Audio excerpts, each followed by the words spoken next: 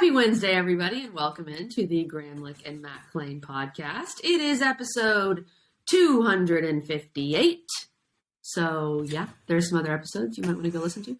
But mainly, this is our ACC Under Review, episode 7. And we are talking about the Wake Forest Demon Deacons. Mac, coming off just an atrocious year of 8 wins and a bowl win. I mean, geez, Wake Forest, what is wrong with you? I'm absolutely kidding. That is an incredible year for really any Power 5 program. But Wake Forest, which has become a program that is just expected to do this. It was really fun to talk with their play-by-play guy, Stan Cotten, today. It really was. And I think that is really what's been pretty unique and pretty cool about, what we do as a conference network for our other jobs is, just being able to be as intimate as possible with, a conference and maybe a little bit more attention to detail to those schools where you get to see this growth. And the fact that, a couple of years ago, Wake Forest is over the moon, freaking out about 8 wins. Now it's like, man, we were right here. And Stan talks about this, how cool it is to see that transition. That there's some more expectation. There's some higher standards that are being held here at Wake Forest because of the great things that they've been able to do, which is, I think that it can't be undervalued enough. Exactly. And we get into all that with Stan. I do want to say Stan is a legend. All right. That's He's right. been 27 years as the voice of the Wake Forest Demon Deacons. He just won his 6th NSMA Sportscaster of the Year award for the state of North Carolina. Crazy. We get his official comment on that. But I mean, basically, Mac, these are Michael Jordan numbers, like 6 chips. If you're Stan, that is a huge deal. And you know who is also kind of a Michael Jordan of their field? That's Rock'em Socks. Rock'emSocks.com. The world's largest sock store. Shop from over 10,000 plus exclusive, unique designs. And when we say unique, we mean unique. We got right here some college football playoff socks, but they've got Wake Forest socks galore and Gramlich and Mac Klein socks, which we'll probably do some giveaways for those later. But I really do love the designs because they feel unique to that school. So if you are a Deke fan or any other ACC fan listening to this podcast, you have to go check out rock'emsocks.com. They've got them, KG. They got all the cool socks, and we're going to be giving some away just like we always do for each and every ACC school. Because of this episode, Stan has inspired us to keep going, and we're going to do it with the Wake Forest Demon Deacons socks. As KG mentioned, anything that you can think of, and we say this a lot. When I say anything you can think of, if you like Taco Tuesday, they've got socks with tacos. If you like pizza, if you like wings, if you like, I'm trying to think of something super random. Ted Lasso, they've got it. If you like the Yellowstone National Park, they have Yellowstone National Park socks. That's how crazy and unique these guys are. So go check it out, rock'emsocks.com. And if you don't win our contest, or if you just like socks this much, you did win, go to rock'emsocks.com, use our code GML20. We're going to save you 20% off on your first order. Get as many socks as you can. Load up. We'll take care of you. Go find your Lucky Game Day socks, too. That's important to us. Let's go. Yes, that's right. We want everyone to find their Lucky Game Day socks to get ready for the Mitch Griffiths era at Wake Forest. But to recap last season, to look ahead, we are going to talk now with the Michael Jordan of sports broadcasting in the state of North Carolina, Stan Cotten. Stan, welcome into the show. I do have to say this. It is an honor to have the 6-time NSMA North Carolina Sportscaster of the Year. That is a very big deal. How did number 6 feel? I mean, you're in Michael Jordan territory now with 6 of them. Well, Kelly, thanks for having me on. I appreciate that. You guys certainly know it, and I know it. If you do this long enough, I mean, this is a team deal, and it takes so many people, so many talented people to do what we do, to do what you do, and I hope the folks that work with me will see this as a team award. I certainly do. I mean, if I'm out there by myself, I'm lost. So. But I appreciate you bringing that up. And it, when you're singled out by your peers, that means a lot. But again, it's not lost on me who my broadcast partners are, the technicians we work with, all those people behind the scenes, and I hope they'll share with me in this year's award. I certainly hope they will. They should, because this is as much for them it is for me. Well, congrats again. I mean, 6 of them that means you've been doing something right for a long time. That. But let's get into Wake here, okay? Because I think that's this season for Wake is so interesting.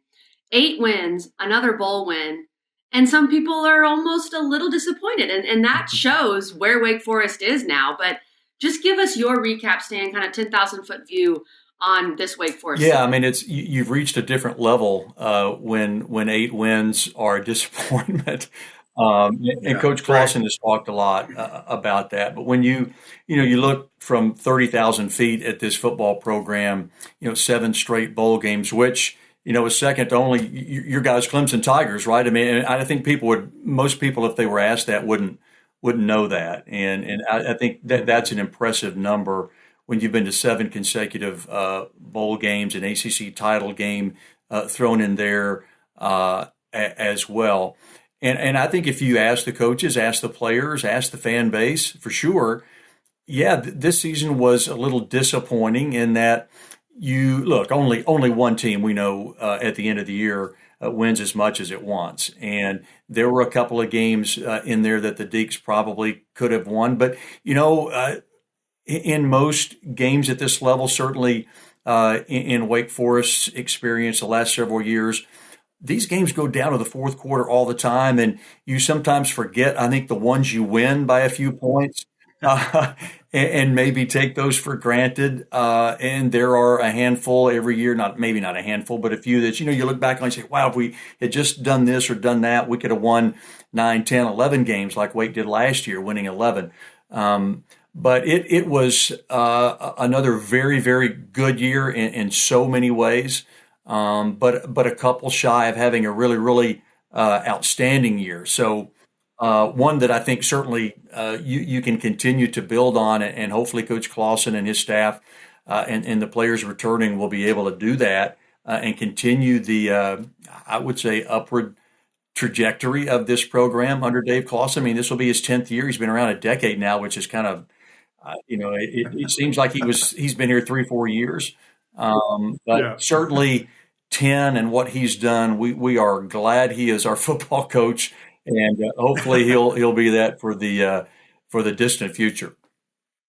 Yeah, a lot to unpack right there, Stan, and some things. We're going to talk about Coach Clawson, towards the end here, and certainly I have kind of a handful of questions with all that, because I do think the situation around that is very interesting. I think the commitment from the administration, the boards, all these administrative people that have really bought into this program, the facilities that you have, but also that are coming. I mean, it is a totally different place than when Sam Hartman stepped on campus. And I want to kind of start with him when we dive into this thing. I think the best Wake Forest player ever. I think one of the best ACC quarterbacks ever, if not up to the top. When you look at collegiate guy, I know there's so many different things. When we rate all-time things, there's all these different factors. And, well, what did he do in the NFL? And what? No, I'm talking about right here, right now, what he did for this conference, what he did for this team. And, man, just to see how he got better and what he got better at, each and every year. And to go out with this massive cherry on top to be the all-time leading touchdown thrower in the ACC. We'd just love to hear some stories about Sam and just maybe the development from your eyes, again, being in that booth for all those games that he played in. Yeah, this is a guy, and, when you talk about who's the best at this or that, that's always a subjective thing, right? But there are things you just can't argue with. You mentioned touchdowns and all those types of things. There are numbers and records that are his now that you cannot argue with. And so you have to put Sam at the top of not only Wake Forest quarterbacks, but other quarterbacks in this league. You have to have him in the discussion when you're talking about the best quarterback. Some will think he is, some will think he's not. That's fine, but he has to be in that discussion. I'm trying to think. This is my 27th year at Wake Forest. I've seen a lot of really good players. Riley Skinner. I'm thinking of quarterbacks now, and certainly Riley Skinner. When you think of a player that's right up there at the top, I mean, he's the quarterback that took Wake to an ACC title back in 2006, and did so as a redshirt freshman. He had that cast upon him in the first couple of weeks of the season. Had to come on when he wasn't thinking about playing or wasn't in the plans, and comes on and leads Wake to that magical year back in 2006, and had a great career. As we know, those two quarterbacks, Sam Hartman and Riley Skinner, in my eyes are right there neck and neck. But a lot of the numbers tilt that toward Sam. But I just think of players who gave whatever they had to Wake Forest. It's Sam Hartman. He gave he broke a bone. He had surgery, as we all know, this past fall for the blood clot. And I just think that there isn't a player that gave as much as he did to this program to keep it on solid footing, to take it to a next level. He had a starting job. He lost his starting job. He won it back, and he stayed.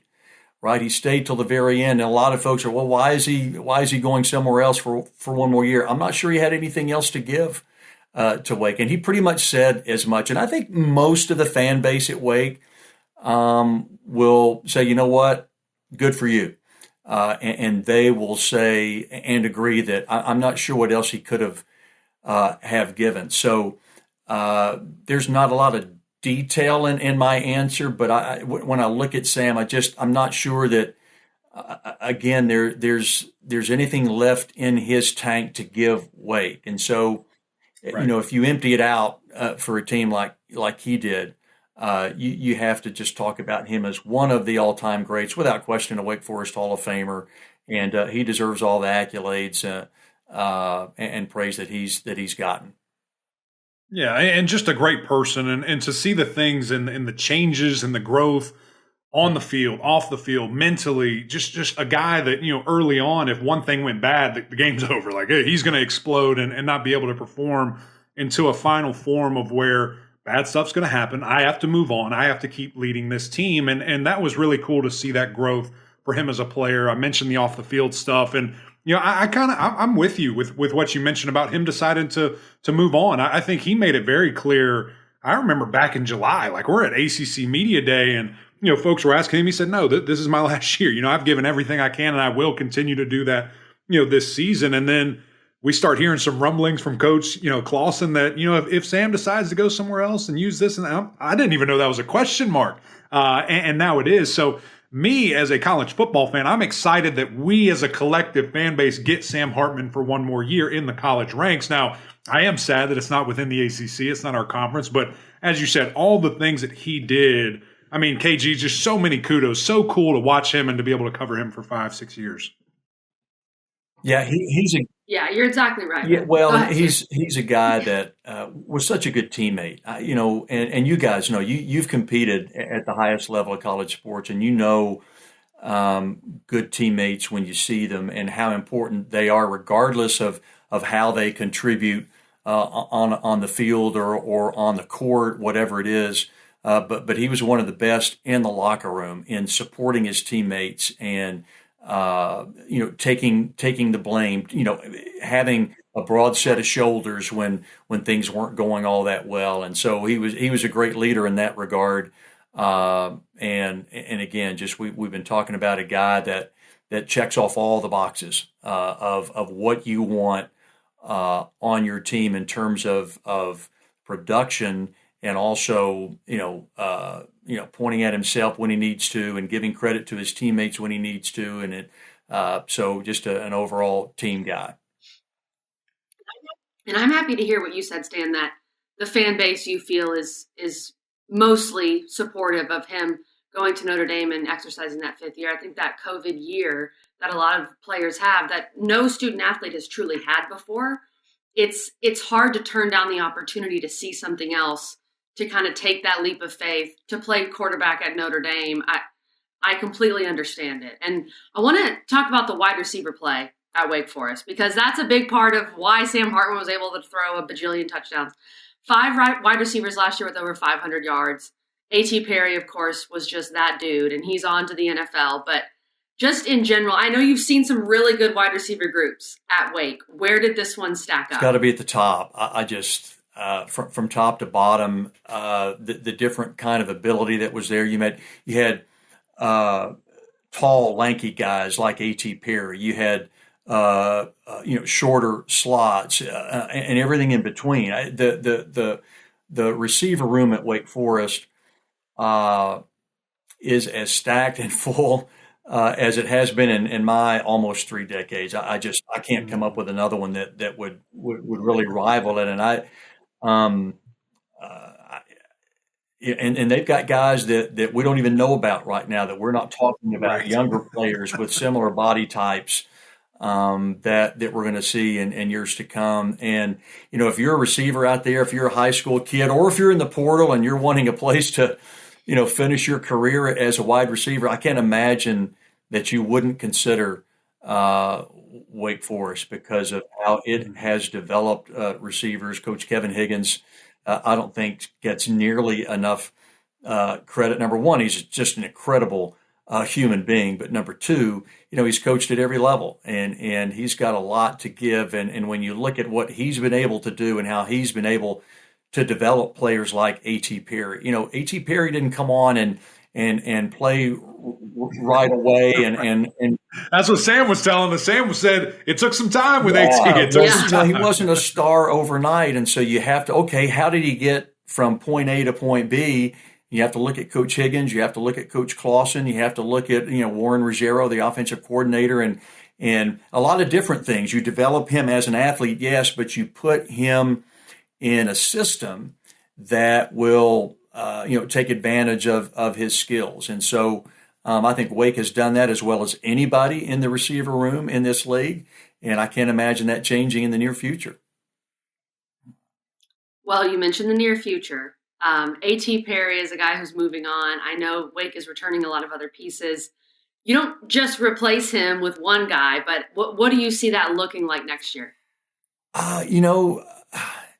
You can't replace a guy like that overnight, but a guy like Jamal Banks can help you get there. I mean, he to me reminds me of a younger A.T. Perry, and when you just look at what he does in practice and how he works, Keyshawn Williams, a slot guy, is coming back. Taylor Moore's coming back. I just, you don't replace a guy like A.T. with one guy, but if you have as full a room as we've been talking about, you can pick up the pieces and maybe make your look a little bit different than it was a year ago. We'll see, but Banks just keeps getting better and better and better. So he's one of those guys that's going to really step up, I would hope, in the year to come. And again, there'll be others that we don't know about too. There's so many there to choose from, and it'll be fun to watch spring number one and then fall camp number two to see who steps up and who's at the top of that list. I tell you, man, I was so blown away with just what we saw in fall camp and then just throughout the season. I mean, I truly believe it was Ohio State, Wake Forest, and those would alternate who was the best room in the country, not just a conference, not just a particular side of the country, the entire thing, because they were so talented, so deep, so many different skill sets, as you alluded to. And I think it's going to be more of the same this coming season. And I think Mitch Griffiths is a guy who is more than capable of spreading that ball around. We got to see a very small sample size, of him as a starter. And I understand the opponent, but it was business as usual. The first play was a fade. It was a go route. And I'm just like, okay, here we go. Wake Forest is ready. And, I think it's just so impressive. All those people you just mentioned that have, a piece of their hand in that development, but, most certainly Coach Higgins and the things that he can do. Let's move on to the offensive line, because I think this is a group that has had some really solid pieces, has had NFL guys, maybe more than, a lot of other people within this league. But I just felt like this year there was some inconsistency, there was some injury. What did you see from that offensive line that maybe was a little bit different than what we're used to seeing for Wake Forest? Yeah, maybe a little bit, as a group. The Deeks lost a couple of bell cows, and that's tough to do. And it's interesting. You can talk and mention specific names of that offensive line, but that's one place on the football field, at least in my view, where it really is a group, and that's a group of guys that working together. That's when things really, really go well. And if you have an injury here, a sickness there, whatever, and you miss a piece or two for a couple of weeks or whatever, then that starts to affect consistency rather, and other things. So, moving forward, it'll be interesting to see, because Wake loses a lot there, but they've recruited well there too. And so kind of like the receiver room, I didn't mention Donovan Green a minute ago. Right. You know, I didn't know if that was on purpose. I didn't know if he like left, and I didn't know. I didn't know if that was on remember purpose. now. I'm in the middle of basketball mode here. That's true. That's true. Yeah, Our you apologies. know, Donovan Green and others. You know, I just think that Coach Clawson and his guys have recruited so well over the last 3 or 4 years that there are so many names that we could bring up with regard to talking to defensive line, offensive line, and it's going to be easy to miss or forget a name here, a name there, because they have so many more, I think, guys, quality players than they had several seasons ago. And they've just, in a lot of different ways, continued to trend upward in recruiting and a lot of different things. But we'll see with the offensive line. But I think that's one of the toughest groups for any team to get right and to keep consistent. But what Wake does, they move those guys around a lot. They'll play center, guard, tackle, and that when you get deep into the year and somebody gets nicked, you can move maybe a tackle to a guard and move those guys around. So, we'll see again moving forward what they do there. But that's one of the areas on this team that all of us will be looking at to see what they come up with, what combinations work best in the spring, maybe, and in the fall, and see who they trot out there in August next year against Elon. Or this, 23, right? This coming August, that's Elon. That's right. And that cross training, I mean, it's so important, especially again when you're doing the things that Wake Forest asks. You get farther in the season, some injuries, as you alluded to, and guys got to be ready. And the more training that you have at different positions, the more comfortable you feel there. I mentioned Mitch Griffiths. We're not going to just glaze over that. You've been around this program, as you said, 27 years. I'm sure you've had interactions with Mitch. We, as media, got a very small sample size, but what can we look forward to for him being the new guy, for him being quarterback one? Who is he as a person? And just what can fans come to expect of his performance for next season? Yeah, he's a guy that I think in a lot of ways is a lot like Sam Hartman in that he's going to be a good guy in the locker room. He was a coach's son. And so he gets it. He knows what it means to be a quarterback. And I think he has, been behind Sam Hartman enough to learn how it should be done.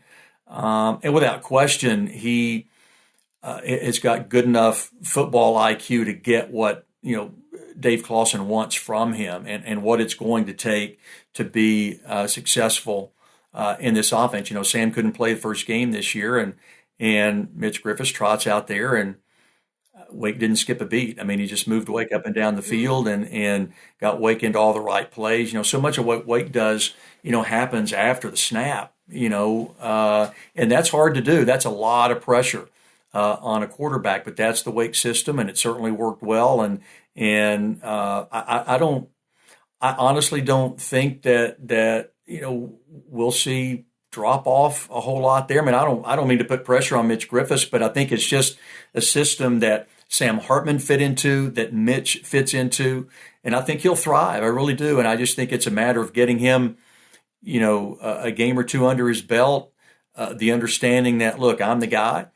And all that has to be earned, right? I mean, he'll be out to, he's in that number one chair right now, but there's a long way to go with spring practice and fall camp, and you never know what's going to happen. He's got to stay healthy, and he's got to produce when given the opportunity. I without question expect him to do that, but I'm excited to watch him play. As sad as we are to see Sam Hartman leave, and as in a goofy kind of way, as fun as it will be to watch Sam somewhere else. I mean, it's going to be interesting to see how he develops as a quarterback at Notre Dame, but to have Mitch in there as the number one guy and to see him take that baton and run with it will be a huge part of the Wake story come fall time. And it's going to be very interesting to watch.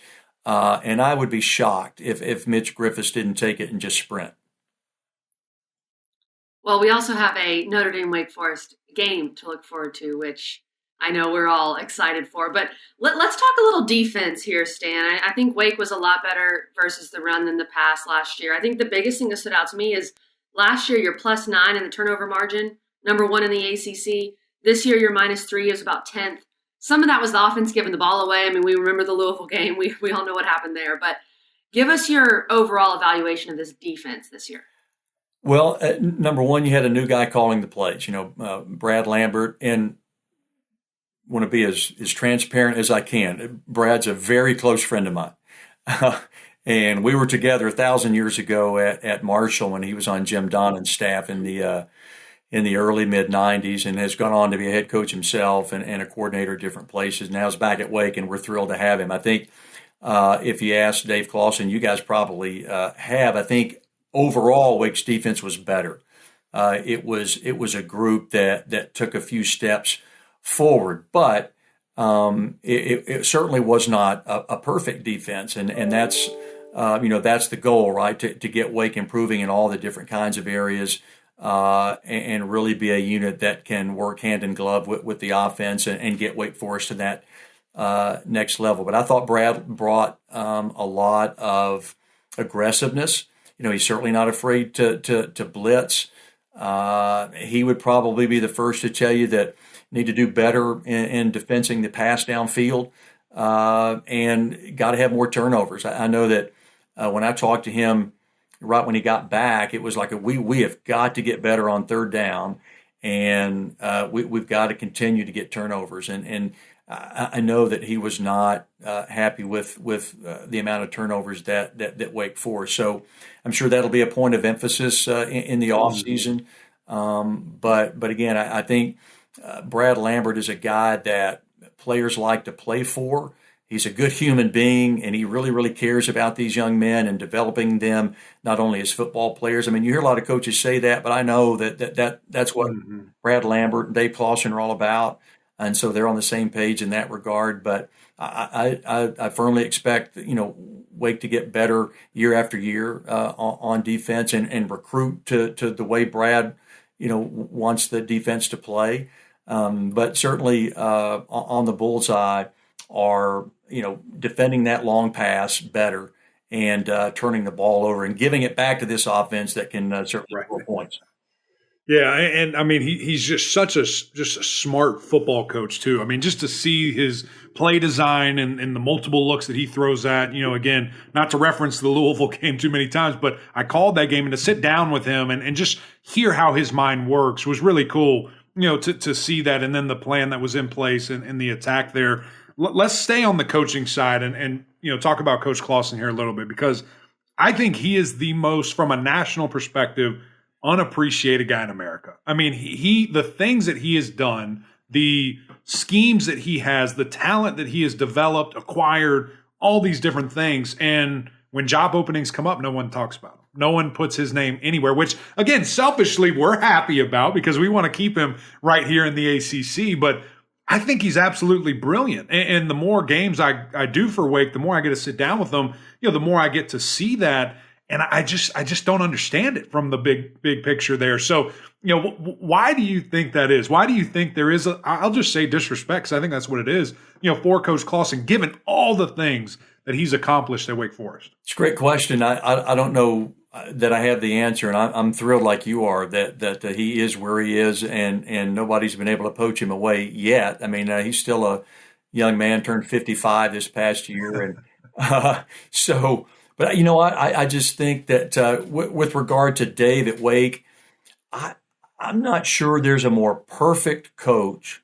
That's true. For Wake so true. Forest. I mean, he was a two-sport star at Williams College, so he has that academic background. He was at Richmond prior to Wake. He was at Fordham, and so I think maybe he more than anybody else out there gets it with regard to, okay, what kind of young man is it going to take to, number one, get in school at Wake, number two, stay in school at Wake, but number three, be able to compete at the highest level of the ACC, and he's figured all that out. And again, I think his recruiting has gotten better and better and better, and he's made it so that when he goes into anybody's living room, that mom and dad are respectful of the job that he's done, the kind of institution that Wake Forest is.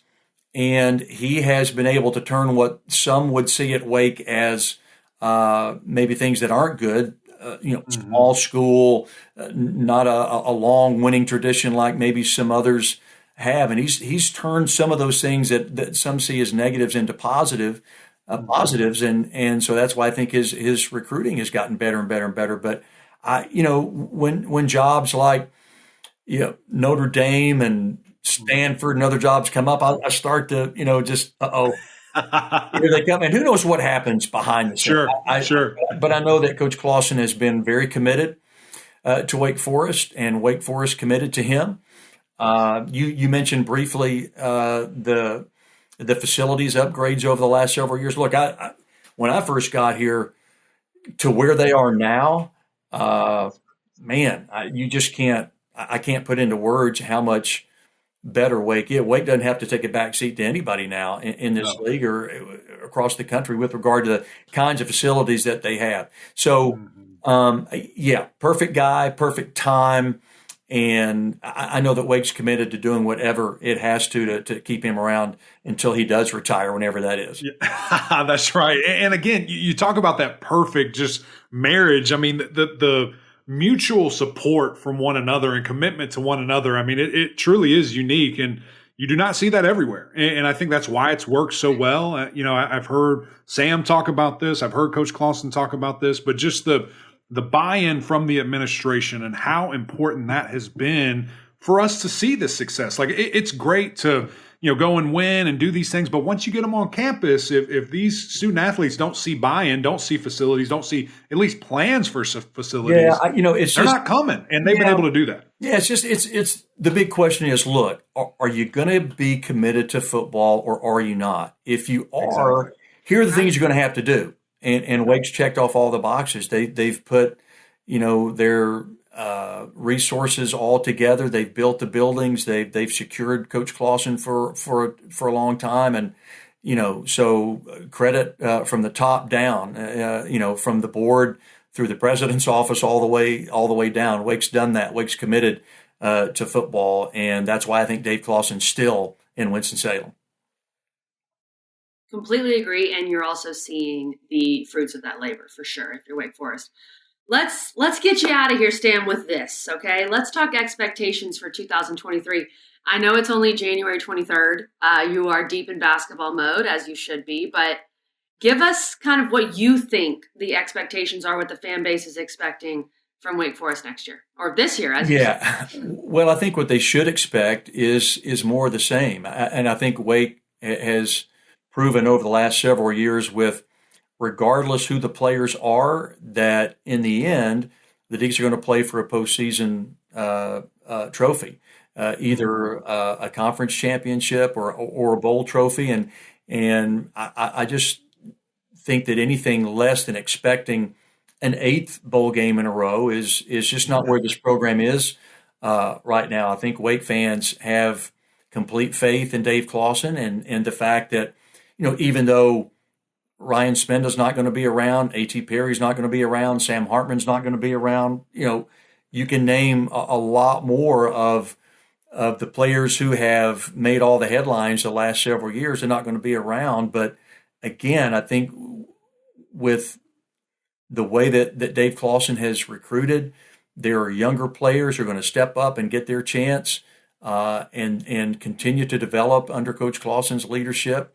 And a staff that's by and large, remain pretty much intact. You're always pretty much going to lose a coach here, a coach there. All the programs do as they move on and take other better jobs or more responsibilities, head coaches, coordinators, things like that.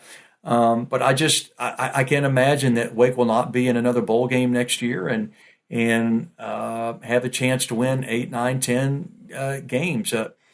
But they're going to have to do it with a different quarterback, and that's not the easiest thing to do. But I just think that's where Wake Forest is, and if the Deacs don't play in a bowl game, I'll be disappointed. But I think more than anybody else, Coach Clawson will be disappointed, and the players will be disappointed.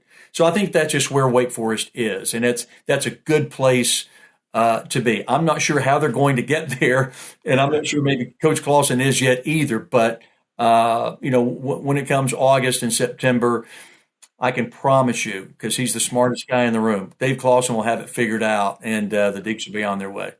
Yeah, that they're going to do it with explosive offense. That's just who Wake Forest is, and I can't wait to see this new version with a new guy under center. Stan, this was so much fun, man. Thank you for your time. Thank you for the insight.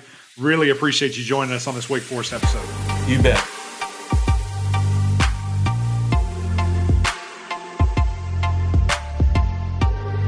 We really enjoyed talking with the legend, Stan Cotten, and talking about Wake Forest and the Deacs. And I think, his thoughts on Dave Clawson and how it is such a good fit between Wake Forest and Dave Clawson were very telling. Obviously, he's been around the program forever. He knows the kind of coaches that fit at Wake Forest and can have success. He's seen it firsthand, and Dave Clawson is the perfect example. And Mac, that's why I think, maybe there is some disrespect why Clawson isn't talked about with some bigger jobs.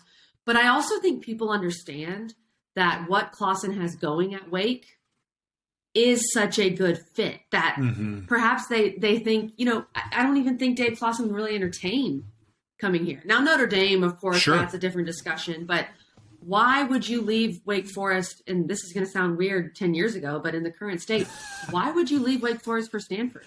Right. Yeah. Why would you do that? It doesn't really make sense. It's a good point. But I still, and I've asked him about this, and you kind of see it's so unique what they're doing and the model and the development and the offense and things of this nature. Maybe not quite the offensive piece, but he said, I can't do this everywhere. If I do go somewhere else, I'm not going to do what I did here unless it calls for it. And so I think that's it was just a unique perspective to me because it wasn't like that's what he wants to do. It's just what he has to do. What does any coach want to do? I want to go get 5 stars that can play today. Yeah. I don't want to have to wait 4 years to develop an A.T. Perry to where his 4th and 5th year, he's one of the best in the country. Like I want that from Jump Street. And there's only very few, schools and coaches that have that luxury and that ability. So I just from that piece alone, KG, I would just love to see what would a Clawson team look like that had 4 and 5 stars everywhere you look. What would that offense look like? What are the things they could do with knowing how good of a coach he is, how smart he is, how schematically, difficult he is to prepare for? I'd love to see all that. And specifically looking at what they've done with wide receivers. I mean, these 2 stars, 3-star guys that they've turned into draft picks and turned into the most touchdowns scored in the country at one point, from that position.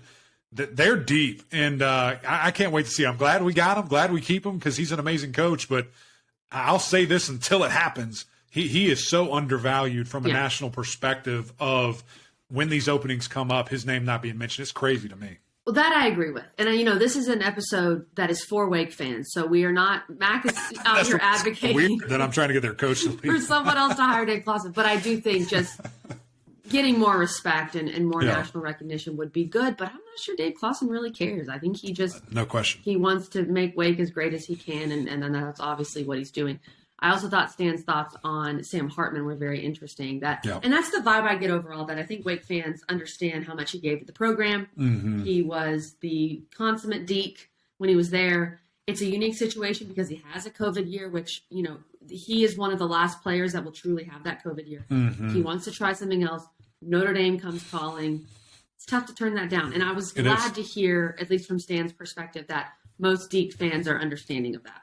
Right. I mean, especially, again, to say this for like the 50th time, but he was always leaving. He was always that's what he had playing said. Another year. And we, all thought that was going to be the NFL. I think he thought that too. I think that this happened very late in the year, if not after, they were done playing football for Wake Forest. I don't think that this was ever a plan. I don't think Sam ever thought that he was going to play college football again after this season, but opportunity strikes. And again, who knows what it looked like from an NIL perspective? Who knows if how much that had involvement, if there were other schools that had involvement with that, or if he just said, hey, to play for a team that has so much tradition, so much history, is a college blue blood.